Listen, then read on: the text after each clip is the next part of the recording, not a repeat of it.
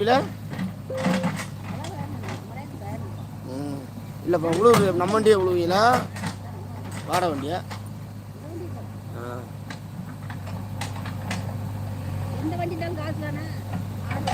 இருக்கட்டும், இருந்தாலும் எதுக்கு அடுத்த நம்ம வண்டி கொண்டு போகும். ஏதோ கடவுளை பெருமாளும் நம்ம உனக்கு பேரனை கொடுத்தா எனக்கு அது போதும். ரெண்டு குழந்தைருக்காம்மா?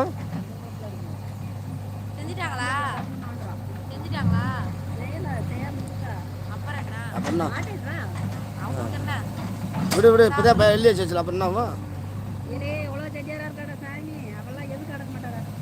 என்ன செய்யுதுமா? இவன் செஞ்ச தப்புதே முத.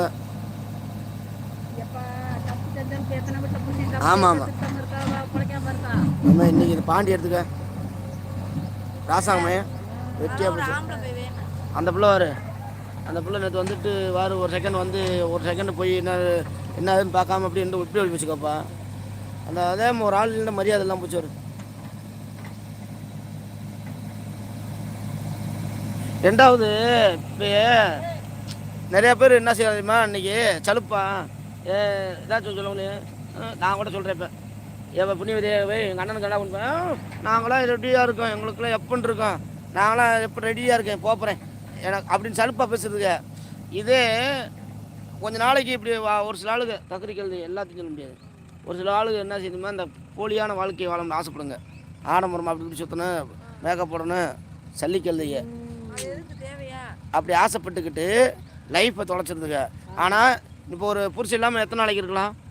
ஒரு பூ போட்டு வைக்காமல் செய்யாமல் ஒரு இது இருக்கலாம். ஆனால்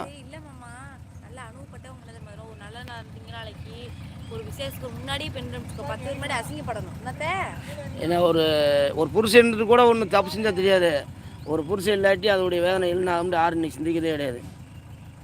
நீ நிறையா அப்படித்தான்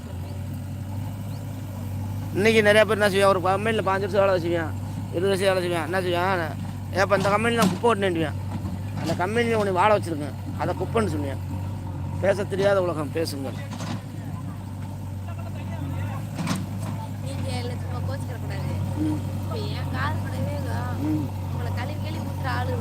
ஆமாம் அதாவது எத்தனை வருஷம் காலம் கழிச்சு பார்த்தாலும் ஒரு அழியாதது நம்ம திரும்ப பார்க்கக்கூடியது அப்படின்னு நினைக்கிறாங்க. ஆமா அதுல ஒரு ஆள் என்ன சொல்லுது, இவன் என்ன வீட பொழுதுன்னு போற வேலை வெட்டியே இருக்குமா இருக்காதா என்ன. அன்னைக்கு ஒரு ஆள் இந்த எம்ஜிஆர் வாட் போட்டிருந்தேன் சொல்றாரு,